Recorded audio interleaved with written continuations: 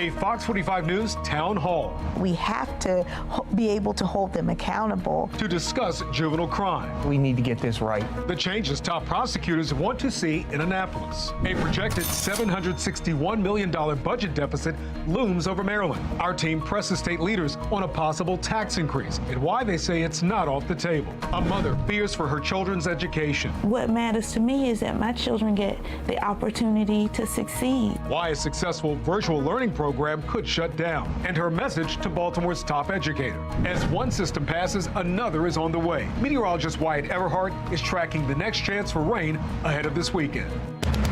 Live from WBFF in Baltimore, this is Fox 45 News at 10.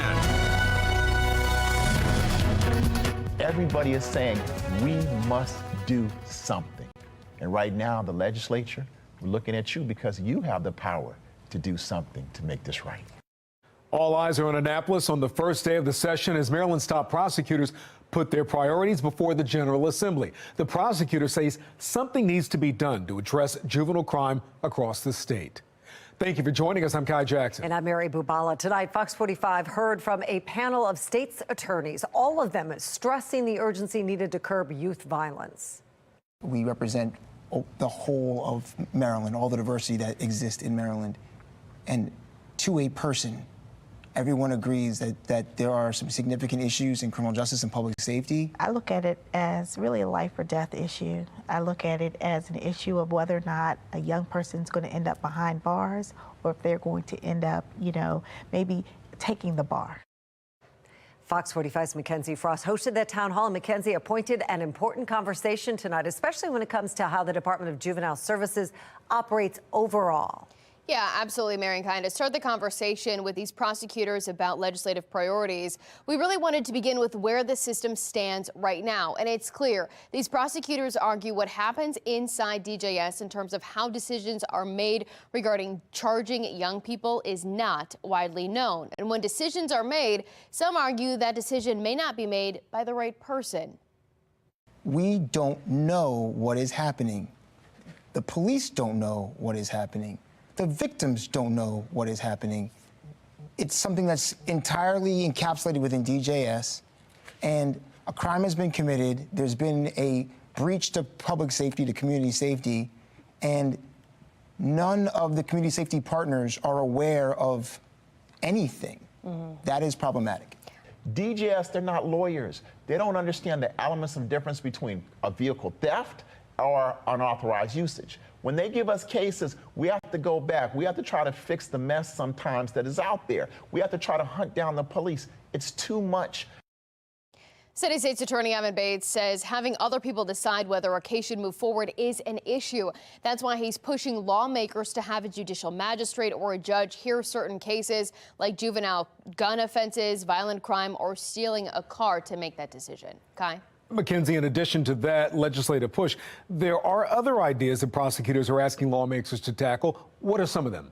Yeah, absolutely. There's the issue of lengthening probation. And right now, the governor has indicated that he is interested in that option. Based on conversations I'm hearing and having with some sources, it sounds like there is a building consensus for extending the length of probation for young offenders. So next, the focus is on the Juvenile Interrogation Act. And we know prosecutors and police have argued this law, they say, hinders some investigations. Right now, the law requires an attorney to give permission for law enforcement to question a juvenile, even if the parent approves. And that's where the pushback is coming from.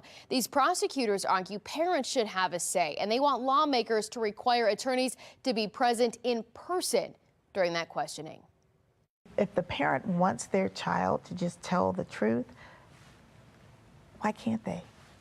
I really think that we're putting parents in a horrible position to say we want to hold you accountable for your child, but you can't even hold your child accountable to you. One of the things I always hear Senator Jill Carter say, poor black and brown children. We're saying, do black and brown children, poor black and brown children, or poor white children, or individuals who don't have the financial means, don't they deserve to have a lawyer sit next to them? Because God forbid all of us, our children, would have lawyers sit next to them.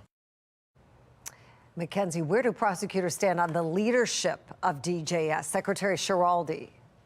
I asked them this because we're entering Secretary Schiraldi's second year in this position, and everyone says he deserves time to turn things around, but not too long. We can't wait forever because this is too big an issue that needs to be fixed to be broken for too long. So, you know, I'm willing to take another look at this. We'll come see you again next year this time. Deal. And we can have the same questions. But, you know, the person who came into that position last year, you know, if you didn't help the 13-year-old, well, now they're 14. And you got to help them now when they're 14. And if we're still having this conversation when they're 15, well, then we might need to have some other conversations. There are a lot of moving parts happening right now within DJS, and with lawmakers in session, we'll be following it all. We're live in the studio. Mackenzie Frost, Fox 45 News. Mackenzie, thank you. Before coming to Maryland, Secretary Schiraldi was the Corrections Commissioner in New York City. Tonight, Fox 45's Jeff Abel is talking with the head of the Corrections Officer Union there, who says there are problems with Schiraldi's leadership. Jeff? Well, you know, the governor is still standing behind Vincent Schiraldi, calling him a reformer. But if you talk to those who he worked with last in New York, chances are you'll get a far different story. Now, we still have a lot of work to do. But if there's anyone who is up to the job, it's our Secretary of Juvenile Services, Vinny Schiraldi. When he announced his crime plan yesterday, Governor Wes Moore applauded his Secretary of Juvenile Services, calling Vincent Schiraldi a reformer. Secretary Schiraldi understands accountability, and he demands it. I've been a correction officer for 25 years, and Schiraldi was probably the worst commissioner we've had in my tenure. Benny Basio is president of the Correctional Officers Union in New York City, where for 7 months Vincent Schiraldi worked as corrections commissioner just prior to coming to Maryland. And in those 7 months, Basio says accountability was only one-sided. He came in here with this mindset of providing everything for the inmate population and not providing things that we needed. You know, wasn't concerned about our well-being at all. So he made it unsafe for us. He created armies in these housing areas. He really put us at a very disadvantage and made the job more dangerous than it ever was. As commissioner, Schiraldi called for the shutdown of New York's notorious Rikers Island, the city's pretrial lockup, which houses more than 6,000 inmates. And according to Basio, Schiraldi pushed the institution to a breaking point to prove it was time to shut it down. We had officers working triple shift. It was like we lived in a third world country. And he contributed to that madness. We must pursue two notions simultaneously: holding young people accountable for wrongdoing while helping them get back on track, all in an effort to improve public safety. Now in Maryland, Schiraldi is again promising accountability. But in New York, correctional officers are shaking their heads. He's not security conscious of things. And frankly, in my dealings with him, I don't think he should be in charge of any type of correctional facility or juvenile detention center. Well, Schiraldi lost his job in New York after 7 months on the job when a new mayor was elected in New York. Rikers Island still remains open today. We're live. Jeff Abel, Fox 45 News. Jeff, thank you. If you missed tonight's roundtable, it will re-air this Sunday. You can watch on My TV Baltimore at 1, on Fox 45 at 2, or on the CW at 10. You can also stream the roundtable in its entirety at foxbaltimore.com or on our YouTube page. Vincent Schiraldi's input will have a key role in how lawmakers move forward in the next legislative session, which is today. State leaders are trying to find solutions to crime, youth violence, and a looming budget crisis.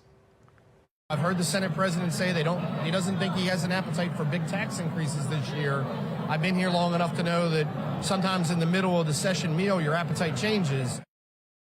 We'll have more on potential tax increases and how the legislature is planning to tackle the crime crisis coming up at 10:30. People across Maryland are cleaning up from last night's storms. Take a look at this on the left, flooding in Fells Point. This is the corner of Thames and Wolf Streets. It was really bad there, Mary. And the water so high it covered sidewalks. Sandbags did help out, but it simply couldn't stop the flooding. And it's not just Baltimore. A cruise in Annapolis earlier today capturing the intense flooding there. The water damaging roads and some local businesses were destroyed by the storms. After pumping out water all night, one employee at a local business says they suffered severe damage.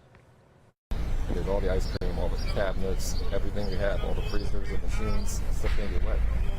I mean, everything. When you have 2 feet of water through the whole store, all the way from the front to the back, everything's floating around. And some of you have been sharing pictures and video of the storm's impact on your homes and neighborhoods. This video was sent by Jessica. The basement in her home near Gwen Oak filled with several inches of water. Jessica, we hope you get that cleared out. Last night's flooding took a toll on many people in the Baltimore area. As cleanup efforts continue, Fox 45 News is tracking power outages across our state tonight. More than 500 people still dealing with outages. That number was over 8,300 this evening and more than 60,000 last night. And we may not be out of the woods yet when it comes to rain this week. Meteorologist Wyatt Everhart here with our forecast. Wyatt. I mean, that storm's impact's just so huge across the state. We're still dealing with, obviously there. And I will say this, at least the winds are beginning to let up tonight on the backside of the system as it skirts off the eastern seaboard of Canada now. In the meantime, we're looking at a couple of hours of dry weather tonight and into the day tomorrow as well before the next system arrives. You see those gusty winds out of the west today. That was a change in wind direction. It helped pull some of that water back off the western shore where we had flooding and inundation in places like Annapolis. Cold night in the 40s, eventually down into the 30s by daybreak tomorrow. We'll talk about that next storm system, when it arrives, and what the impact will be coming up. Republican presidential candidate Chris Christie is suspending his 2024 presidential campaign. And it's clear to me tonight that there isn't a path for me to win the nomination, which is why I'm suspending my campaign tonight for President of the United States. I am going to make sure that in no way do I enable Donald Trump to ever be President of the United States again. And that's more important than my own personal ambition. In his speech tonight, Christie urged the public not to vote for Trump while criticizing his Republican rivals who do support the former president. The former governor of New Jersey is polling far behind his rivals in the Republican primary. The announcement came hours before 2 of his rivals, Nikki Haley and Ron DeSantis, took the stage for the 5th GOP presidential debate of the 24 election cycle. That debate just wrapped up moments ago. We'll hear from those candidates ahead on the late edition. Coming up on Fox 45 News at 10 o'clock tonight, our conversation with top prosecutors continues, this time about gang violence, why they say adults are putting young people at risk. Baltimore's first responders are having a staffing shortage, how that affects response times, and ways to fix it. And a popular virtual learning program in Baltimore may be on the chopping block, why one parent says school leaders are making a mistake.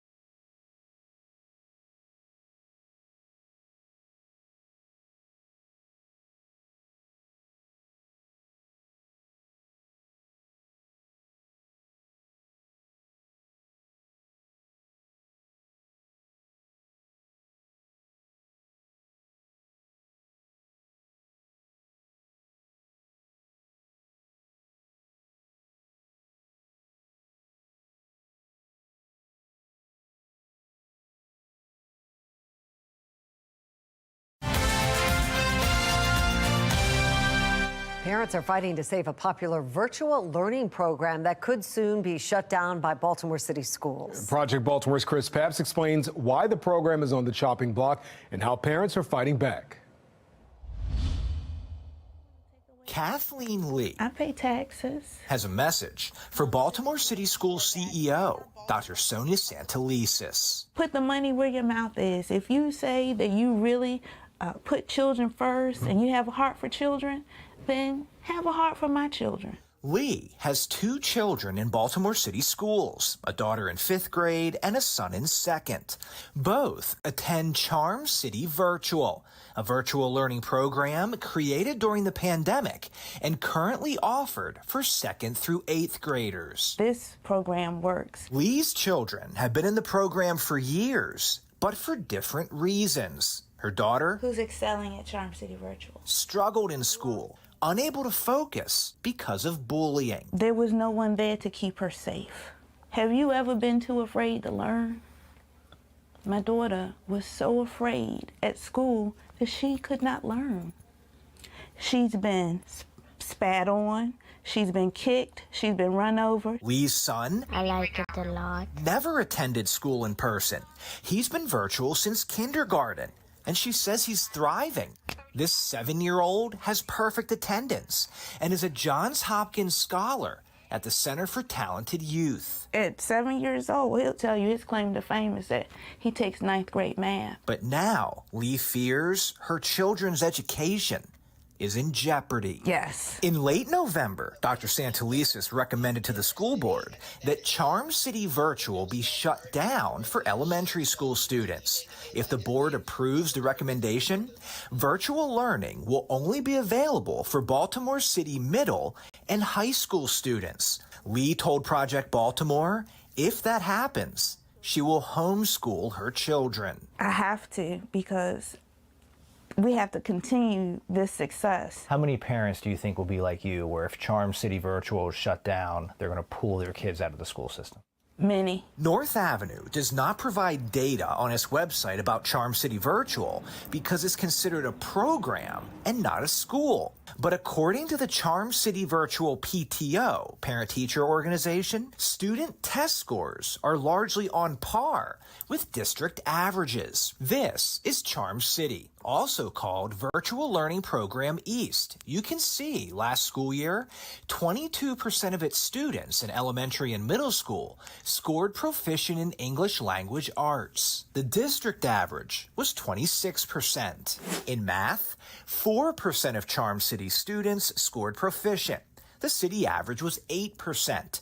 In science and social studies testing, Charm City Virtual outperformed the city average. In social studies, 17% of Charm City students scored proficient.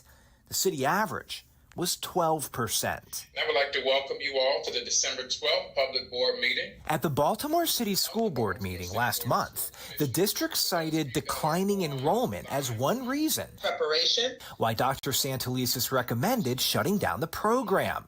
Enrollment among elementary school students did drop from 279 students 3 years ago to 137 this year. The other reason is funding. Charm City's program was largely created using federal COVID relief money, which is running out. With the sunsetting of these funds, those additional resources just aren't available. Baltimore City Schools this year has a $1.7 billion budget, the most in its history. With around 75,000 students, the district will spend about $22,600 per student, one of the highest amounts in the nation among large school systems. Yet a program that Lee and many other families say works could be eliminated, in part because the district says it doesn't have the funding. If I could say anything else, I would say to Dr. Santelises, find the money, excellent grades, perfect attendance. I thought that was what you wanted, for the children to learn. On Thursday, January 11th, at Baltimore City Schools headquarters on North Avenue, the city school board will hold a public hearing for members of the community to voice their concerns about potentially closing Charm City Virtual. That meeting is expected to be heavily attended. The board will then make its final vote on January 23rd. Fox 45 News will be there. I'm Chris Pabst, and this is Project Baltimore. The migrant crisis shuts down a high school in New York City. The frustration from parents now that the surge in people crossing the border is hurting their children's education. Republicans push for impeachment, but we're not talking about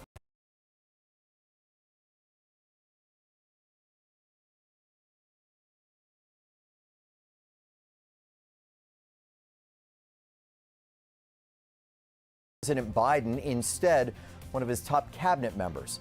I'm Scott Thuman on Capitol Hill with what happened. I'm meteorologist Wyatt Everhart. You know what a difference 24 hours can make. That huge storm now well out of Maryland, and we're looking at a dry evening with diminishing winds in progress. That's a good thing because peak gusts today were in the 30s, even 40s out there. A quieter night on the way and a nice Thursday before our next weather maker arrives. We'll talk about that next storm coming up.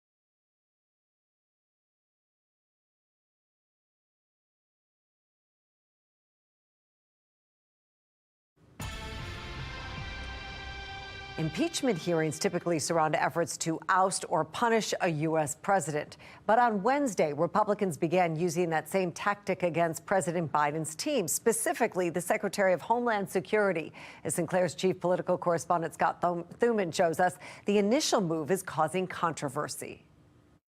At America's southern border, a record number of immigrants overwhelming law enforcement. 1,700 miles away, Republicans trying to remove the man in charge. Secretary Mayorkas has repeatedly lied to the American people and to the United States Congress.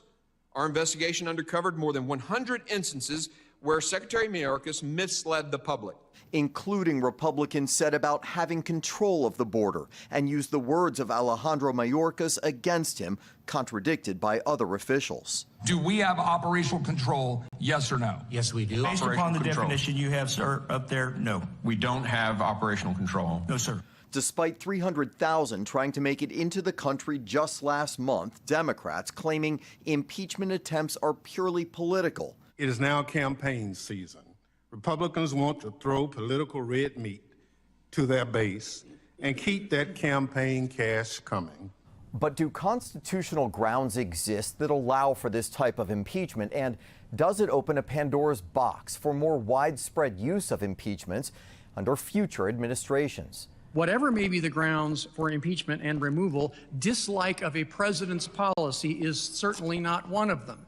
Regardless, state attorneys general demanding action. Mr. Chairman, members of the committee, I believe it is time for accountability. Illegal immigration costs Oklahoma taxpayers more than $750 million each year. Since 2019, Montana's confirmed fentanyl overdose deaths have increased 1,700%. We know where these drugs are coming from. It's not a political statement of mine. It's not an opinion of mine to say that 100% of that fentanyl came from the Mexican drug cartels. In Washington, I'm Scott Thuman. New York City's migrant crisis is now impacting a Brooklyn high school. Migrants who've been staying at Floyd Bennett Field in a tent shelter were temporarily relocated to James Madison High School Tuesday night ahead of severe weather to ensure they were safe. As a result, in-person classes were canceled and students were told to work remotely. Parents are frustrated with that decision. It's inexcusable to do this to the students of New York City high schools, especially after all they've been through with COVID. They have to come up with another solution. They cannot do this to the school kids. The migrants were bused back to the tent shelter early this morning. Mayor Eric Adams has been critical of Texas Governor Greg Abbott and President Biden for the overwhelming influx of migrants. That brings us to our national question of the day. Do you think Homeland Security Secretary Alejandro Mayorkas should be impeached? So far, 98% of those who voted say yes. You can make your voice heard by heading to foxbaltimore.com/vote and clicking on the Pulse tab. From emergency responders to the police force, Baltimore is suffering from severe staffing shortages in key positions. The impact those shortfalls could have on public safety in the city. The 2024 legislative session in Maryland is getting underway in Annapolis. Fox 45 is looking for lawmakers' solutions on violent crime, the budget crisis, and more.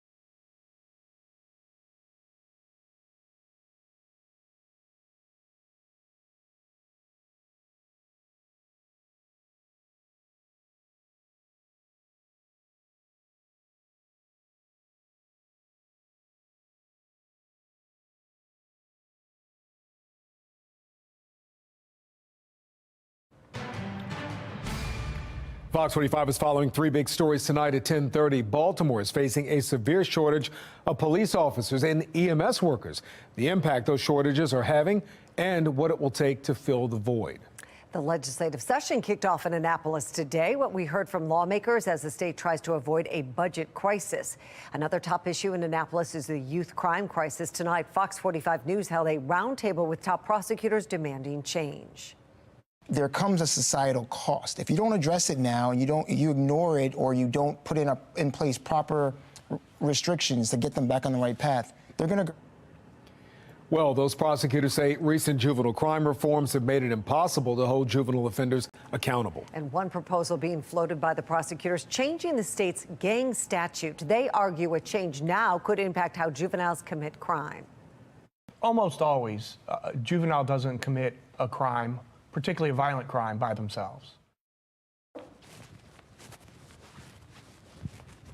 Well, State's Attorney Ivan Bates and Aisha Braveboy are asking lawmakers to update how gangs are defined in Maryland. Braveboy says the law needs to reflect the reality of organized crime now, especially if more young people are working together to commit crime. What we want to be able to do is hold every single person involved in these types of crimes accountable. If you weren't there on the street, but you're benefiting from it, you should be prosecuted as well.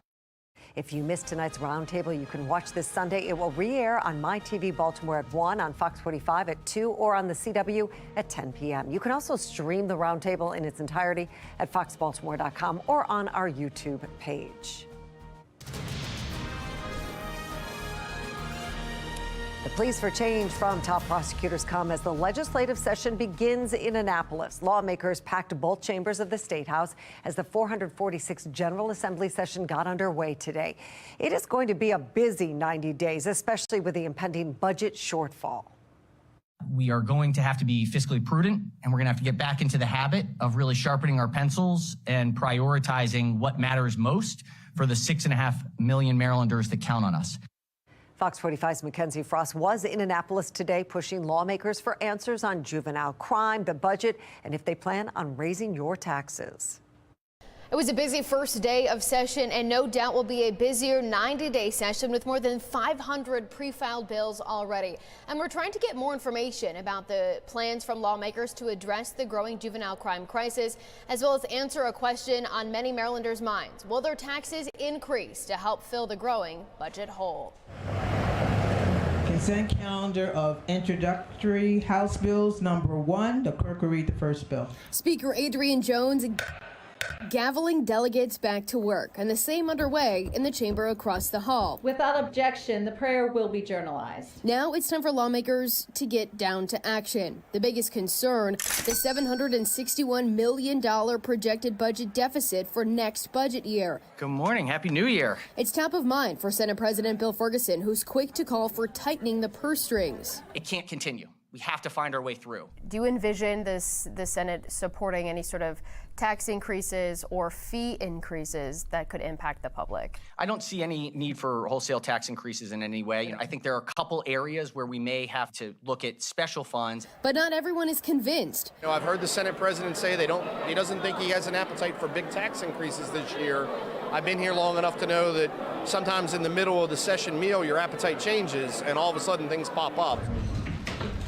Happy first day of session. Governor Wes Moore not taking tax hikes completely off the table. I think that anything and any conversation around taxes, people need to understand that my bar for that is very, very high. If the bar is high for tax increases, where do you stand on fee increases in various situations? I would put the same standard. When we're talking about taxpayer dollars, when we're talking about what it means to create and modernize government, I think we have to be disciplined. But you're not ruling it out. I would need to say we have to apply the same type of fiscal discipline. While Ferguson and the governor won't commit to tax increases or not, other Democrats are not shying away from the possibility. Should people at home be concerned about the possibility of tax increases following this session? So I think that with the surpluses that we've had in past years from the federal injection into our state and local economies, I think that we're returning back to some level of normalcy. And that's the expectation. Everything isn't that you have highs and you have lows. But when you talk about taxes, there's a immediate concern about transportation, blueprint, and things of that nature, and everything should be on the table.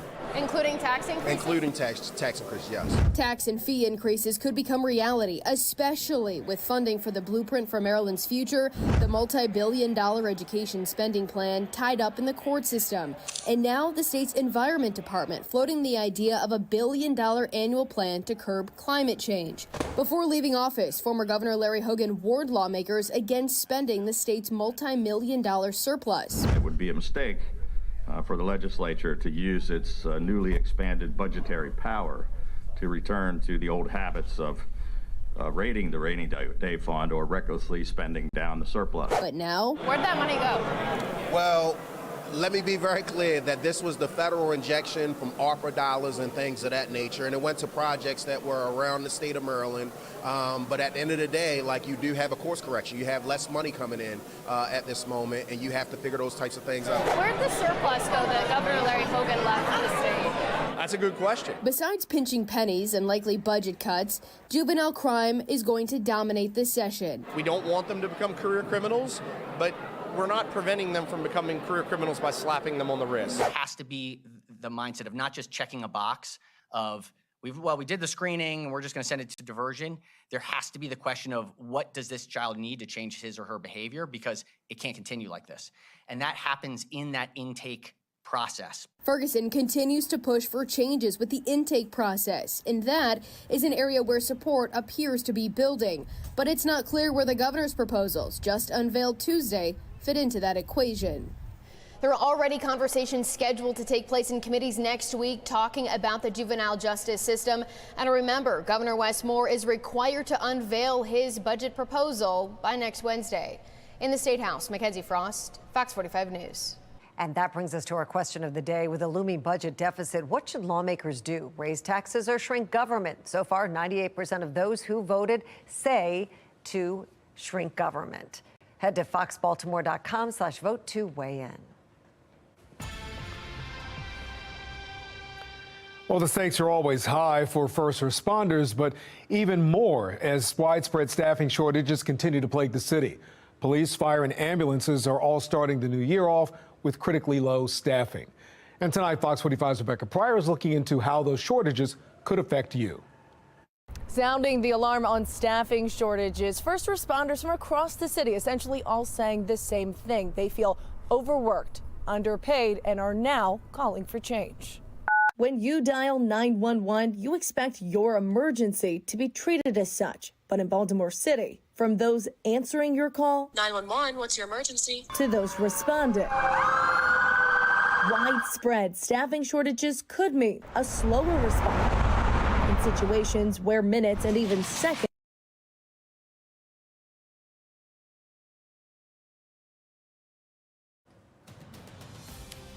Still ahead, the need for nursing homes is greater than ever, yet more of these facilities are closing their doors. The reason why and the push for a solution. I'm Wyatt Everhart. The radar showing a clear sky. What a difference 24 hours can make. That clear weather holds up for one more day, and then our next storm front makes its presence felt. We'll talk about that system coming up.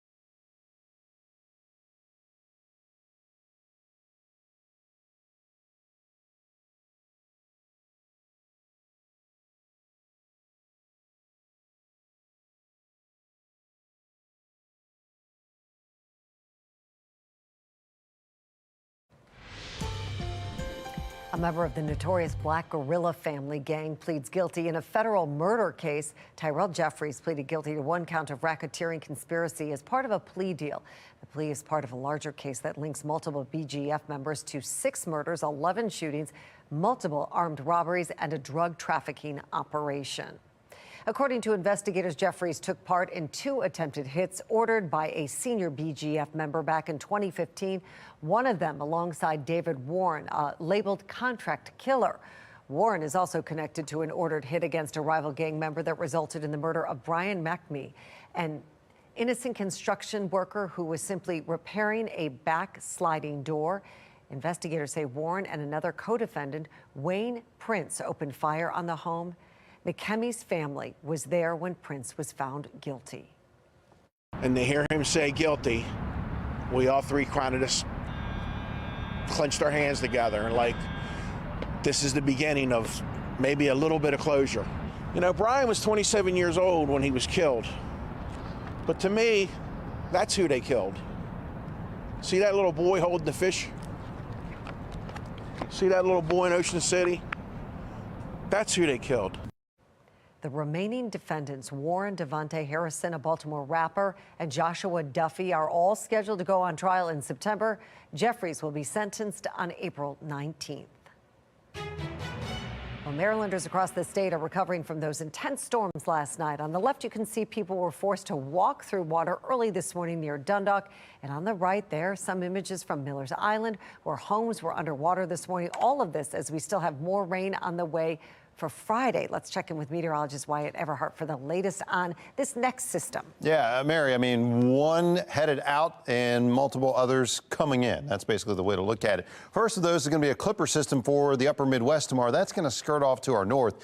But the secondary system is of more concern. This one out here towards Salt Lake City, finally bringing some much needed snow to these ski areas out west. This is going to be diving southward and ultimately heading into Maryland as we go into really the latter half of Friday into Friday night overnight, probably bringing quite a bit of rain again and also some fairly high winds into Friday night and early Saturday. More on that in a second. Right now, we've got just the opposite, quiet